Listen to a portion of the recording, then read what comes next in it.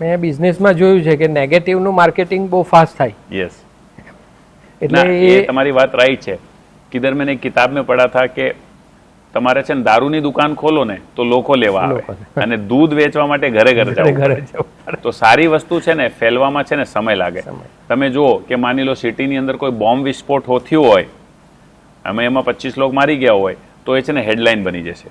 પણ કોઈ 5000 લોકોની સારી કથા થઈ હોય, રામકથા, તો એ છે ને આટલું ખૂણામાં આવશે. તો હ્યુમન બીંગ્સની સાયકોલોજી છે કે એને છે ને નેગેટિવ વધારે એટ્રેક્ટ કરે અને એટલે માટે છે ને નેગેટિવ વસ્તુઓ જલ્દી ફેલાઈ જાય છે. તમે જે પ્રોગ્રેસ એલાયન્સ જે ચલાવો છો તે એની પ્રેરણા ક્યાંથી મળી?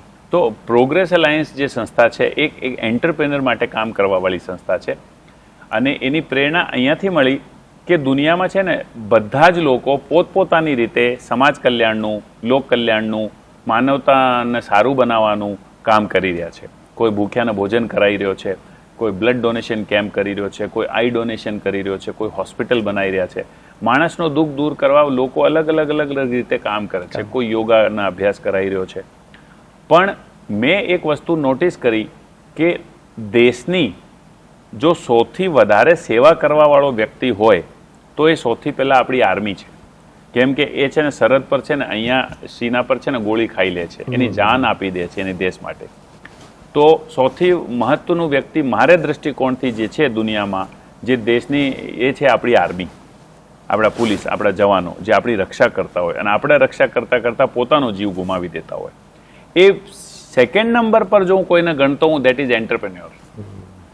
અને હું બહુ ઓપનલી કહું કે હમારે મેં ઉતની હિંમત નહીં હૈ, અમારામાં આટલું ગટ્સ નથી, કરેજ નથી કે હું છે ને બોર્ડર પર જઈને છે ને ગોળી ખાઈ લઉં.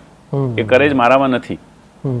પણ એ પછી જો દેશની સૌથી વધારે સેવા કરે તો એ એક એન્ટરપ્રેન્યોર છે.